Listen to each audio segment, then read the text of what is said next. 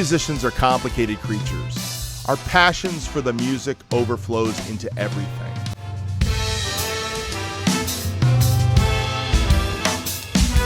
As artists, we've got a lot to talk about. So let's dive right into today's conversation.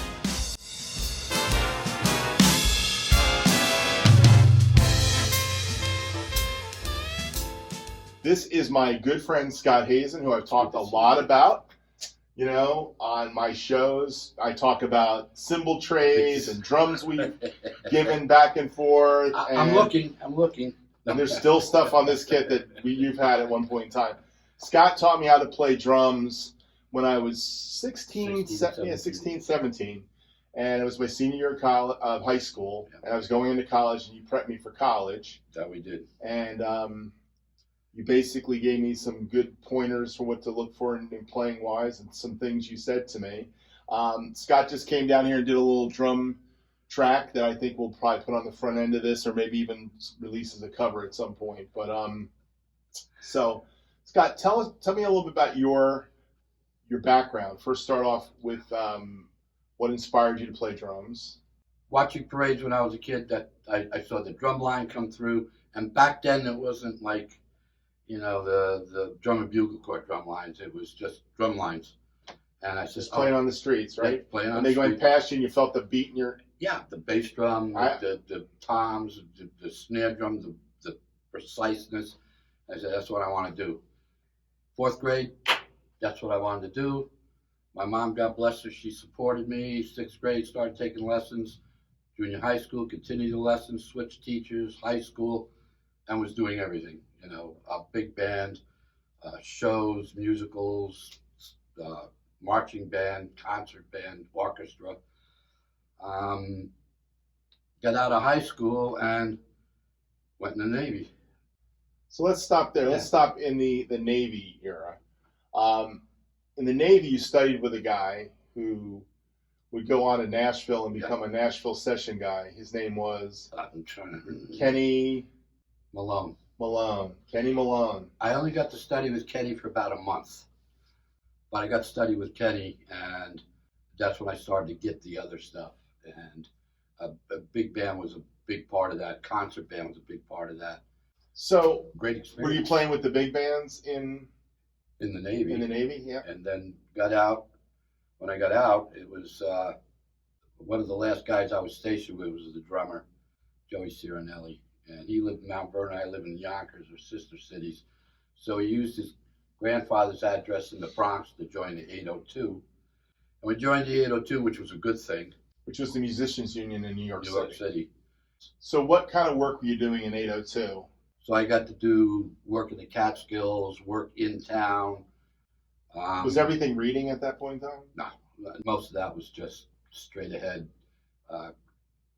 Trio, quartet, quintet, female vocalists mainly. Great American Songbook kind of stuff? Yeah. And some rock stuff? Or no. At that time, it was just, that's the only gigs that were available. Gigs. Yeah, society gigs, which I made good money at, and I worked constantly. And so it paid to be in the union. 802 was the strongest union. I had some friends that are still in 802 or have retired from 802. Yeah. They did Broadway and stuff. Like, you remember my friend Pat? Yeah, Pat. So Pat was definitely in an 802 for years. You know, it was a thing. You got me into the local one in Jersey. I forget what it was. Was that 70 or something? $3.99. $3.99. That's right. What a rat that was. One of those first gigs I went on that was a union gig. Now, you know who it was? You told me about it, but, you know, I remember I used to play with this accordion player named Junie D, and there was a sax player named Walt Nicholas, and I used to play with them. And she wanted a rock drummer because her son was a rock drummer. His name was Lance Stark, I think. And so Mom was looking for a rock drummer, and I was at one of those local meetings, and she found me, and I had to be in the union, and I was making scale, you know. So scale on a Saturday night was $50. Yeah. That was it. And then you make $15 an hour overtime, you know. And pretty much she paid me scale the whole time, even though I know she was making well more than scale, but it didn't really matter, you know. She was the leader.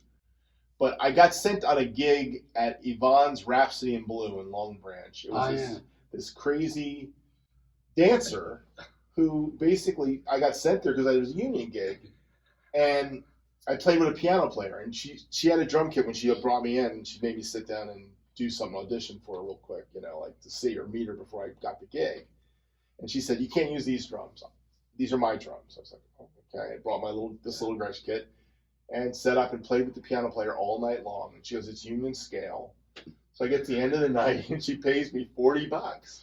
Now, meanwhile, in the night, at one point, she gets on that little kit, and we do this little jam thing, this little Roomba thing, and then she dances and does it for the mafia guy sitting in the back. Yeah. That was kind of that was what that place was. That place was the mafia place. So she did her little thing, and we played, and I did fine. She said, "You sounded great." And I said, she handed me the money. It was $40. I said, "Union scale's 50." And she goes, "You don't have to come back next week." And that was the end of that. I lost that gig. So it's amazing how when you run through your life and you run through leaders. I've had some crap ones.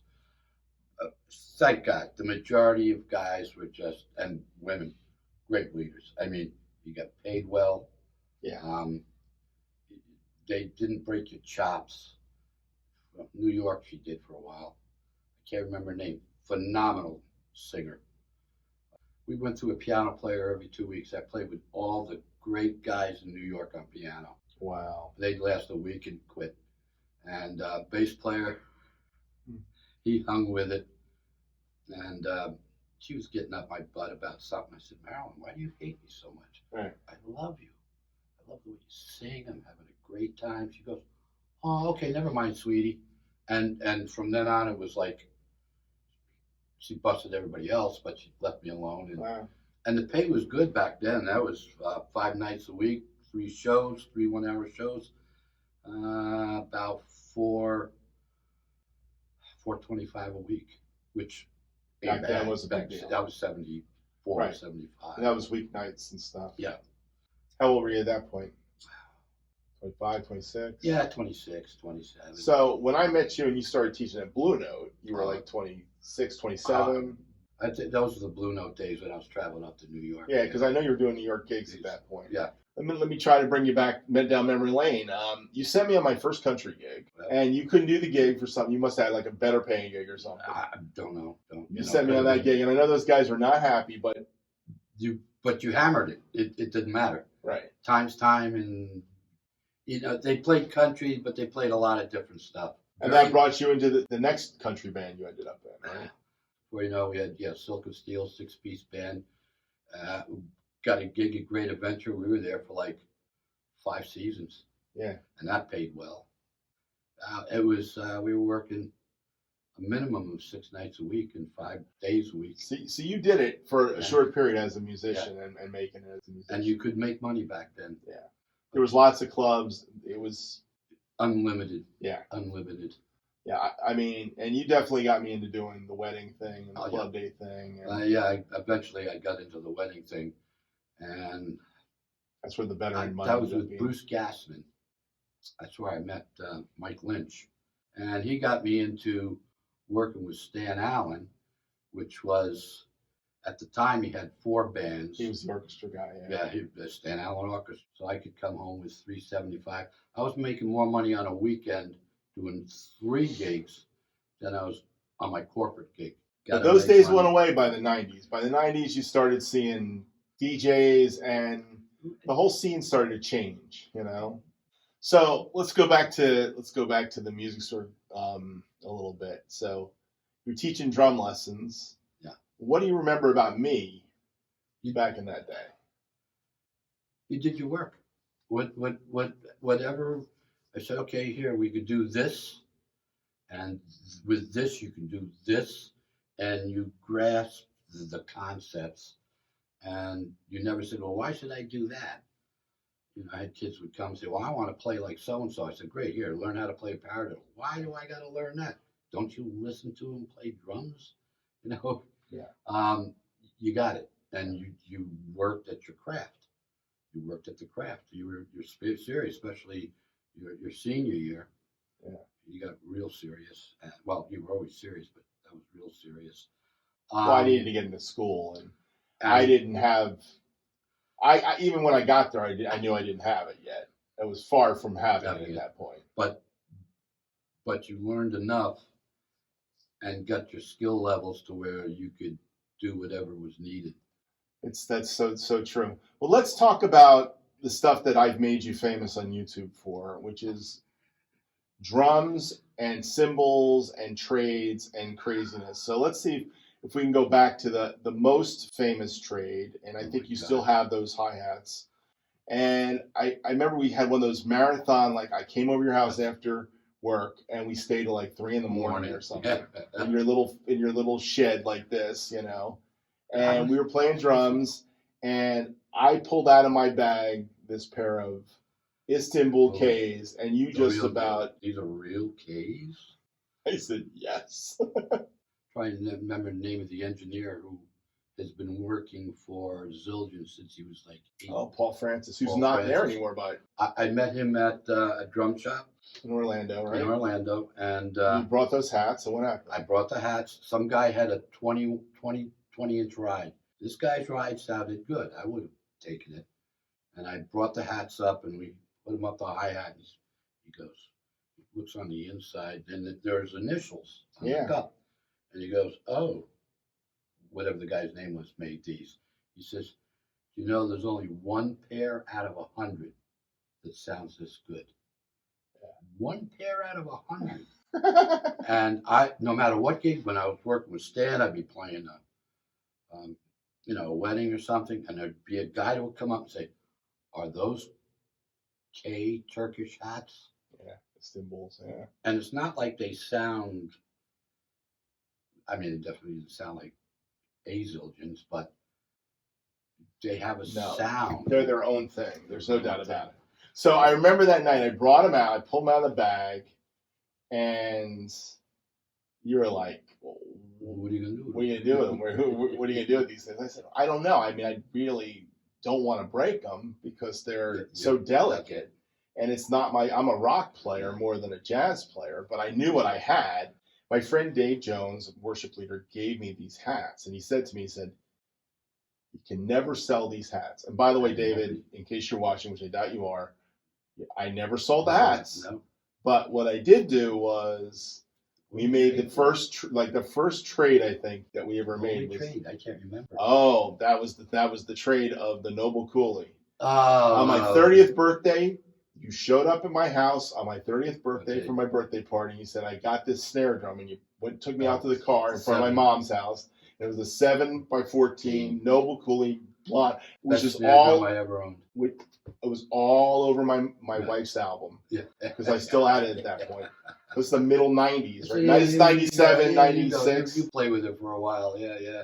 I had the 5, a black 5 that was Pat's, and I knew what a Noble Coolie was by then. Yeah. And then your 30th birthday party, you showed it to me. So I said to you, well, I'll let you have the hi-hats. You can never sell them. Yeah. And I'll never sell your Noble Coolie, and I'll take the Noble Coolie. And you had that Radio King, so you said, okay, no problem, to get those hats. 38 Radio King. Right, which you've never let go of those hats. You still have those hats to this day, even though I gave you that Noble Coolie back one day. Oh, yeah. One day it went back to you. And things keep going back and forth and around. And, right. And that began the trades. That began the trade, because I was already trading with Pat, and now I'm trading with you. And then it became, how can we connect the trades?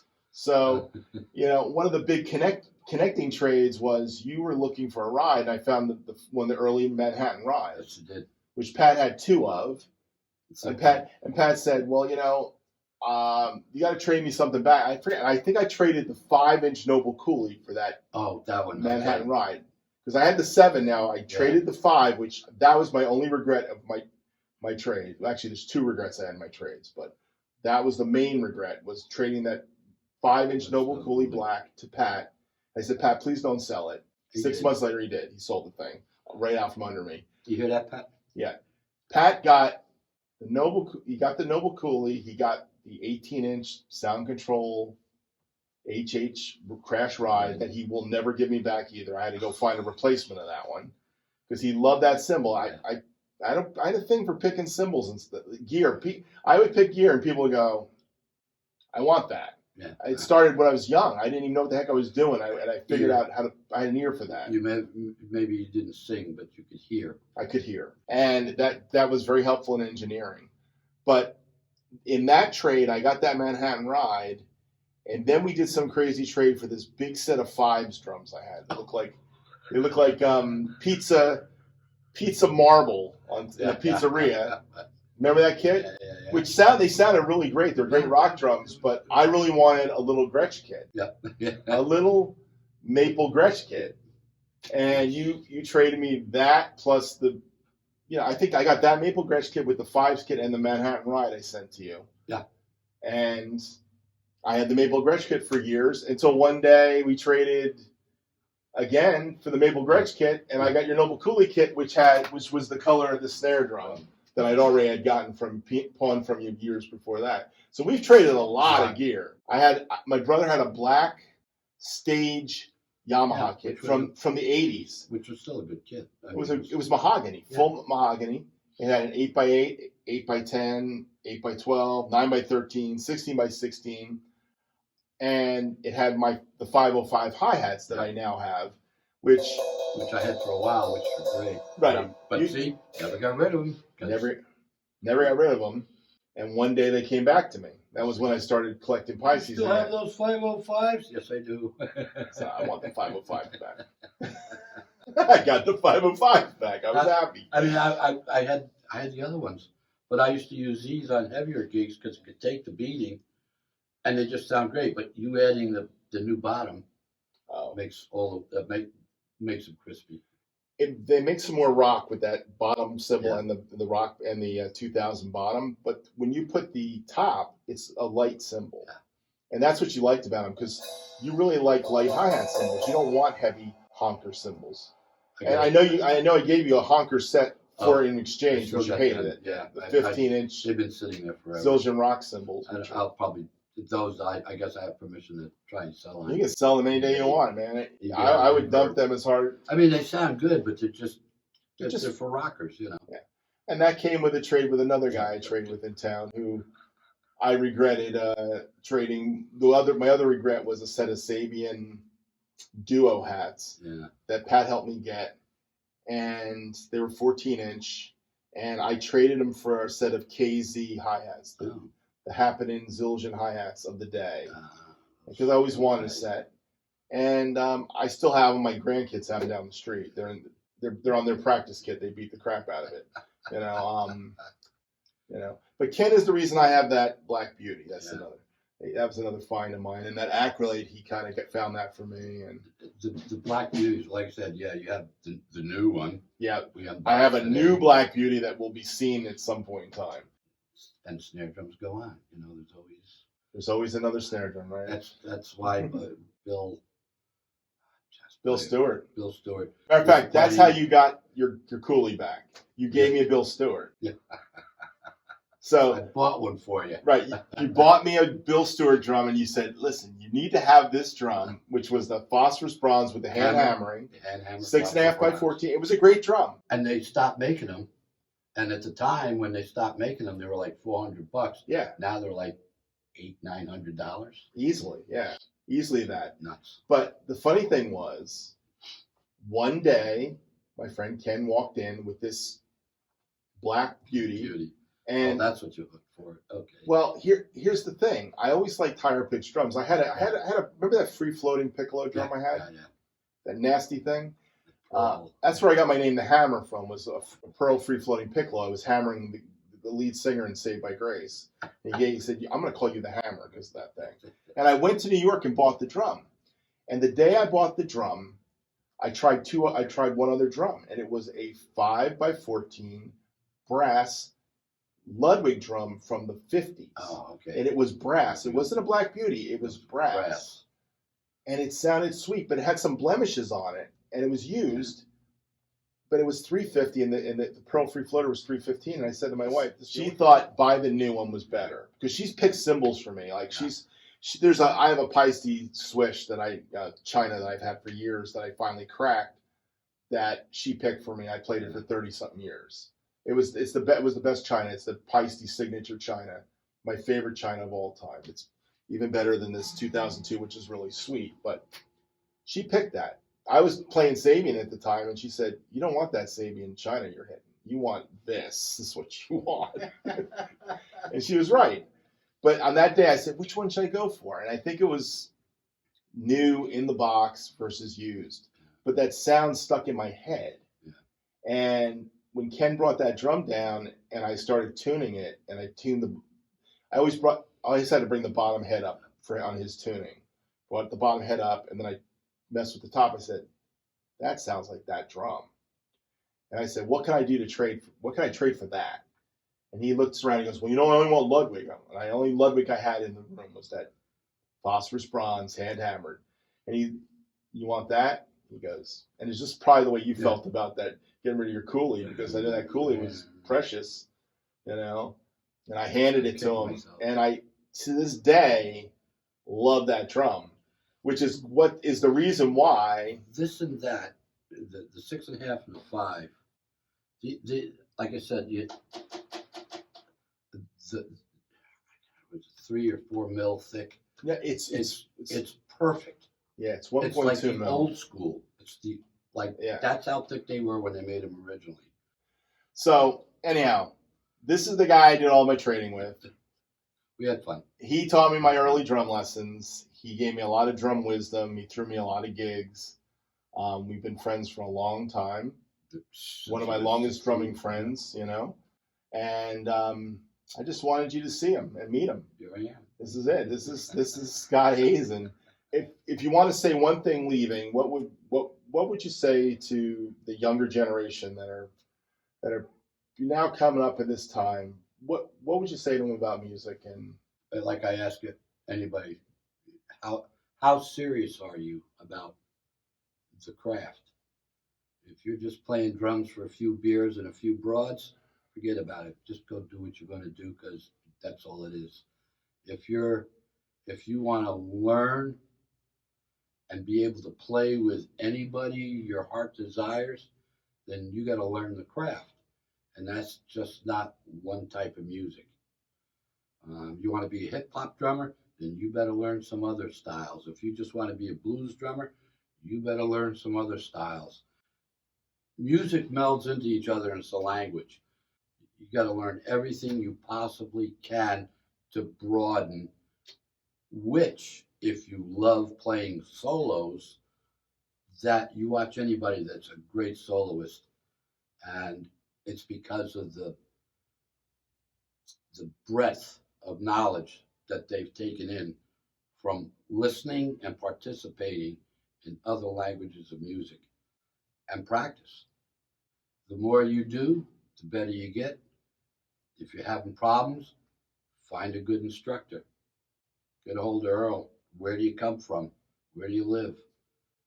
There's guys around that love their craft and love to teach. I would say one of the big things you taught me was listen, and it was a big lesson. I'm not going to tell the whole story of this lesson, but you told me, you said, get Miles Davis, put it on the record player, sit back, just mellow out and listen to Miles and get into it. I told you some other things too, but you told me some other things, but I didn't do any of those other things either. I was a pretty good boy there, but I did listen to Miles Davis. I've listened to, Elvin, with Coltrane. I've listened to the heaviest of rock, you've got to listen to a lot of music. And if you're not listening to a lot of music, you don't develop a vocabulary. Music is a way of communicating. Doesn't matter if it's drummer to drummer, drummer to keyboard, drummer to bass player, drummer to guitar player, drummer to 16 other pieces. It's a conversation. And you can't have a conversation when everybody's talking over everybody else. It's being polite, democratic. If you're not listening, you're not playing, because then you can't hear what the other guy's doing, which may give you an idea to do something very cool. So, yeah, that you touched on it, and that was probably the lesson that Nick Sergio taught me in college. The biggest lesson I learned was that it's not just about playing in these ensembles, is playing the music in the ensembles correctly, but it's playing with the egos and the people you're playing with, making the music, and you learn to appreciate everybody's role in things. And that's what it is in business, and that's what it is in life. And if you just think that the world revolves around you being the star and getting likes and, applause and, views on Instagram, you're missing what music's about. Music's about bringing you to a place where you are expressing who you are with others, and it's a shared communication experience. And you're communicating with an audience, and that's the thing you always have to remember. For me, my job is 2 and 4. If nothing else, guys come up and go, man, you're just so solid. Yeah. And I get that too. That's the one. Well, you're the hammer. I'm mini hammer, but that you taught the hammer. Your 2 and 4 has to be there. Everything has to be there. There's no solos when you're playing commercial music. You're playing as a band. You get fills. End of a verse, you get to kick it into the next verse or kick it into the next chorus or kick it out of the chorus. That's it. It's not about solos. That's the lead guitar player, and if you got a keyboard player, that's their job. If people ain't dancing, you ain't doing your job. You're not. That's commercial music. That's commercial music. Right. And there's an art to playing commercial music. And there's an art to making a living at it. And we talked about making a living at it. And for us to make a living back in that day was about making people happy and making people dance. And if you didn't have that mindset, you weren't going to do it. Well, all I can say, Scott, is thanks for being here. And I hope that when I get to my age, your age, I am still playing drums. We're the oldest band on the beach, and still playing gigs and still having a good old time, because that's what this is about, Amen. And that's what I try to do with this YouTube channel, is just have fun with it, and share with younger people that, and older people, people my own age, that inspire you to keep doing what you love, because this is what it's about. If you love it, do it, man. Right. If anything, get some guys together your age, man, that used to play. And they're having fun. Have fun. If you're not having fun, go get a day job. Go work collecting garbage or something, You'll make more money. Definitely make more money than the musician. All right, guys. Thanks for watching. Thank you, Scott. Great. No, thank you, Earl. Yeah. God bless you. Awesome. Great seeing you again. Yeah, it's great hanging with you too. I'll talk to you soon. Yes, we will.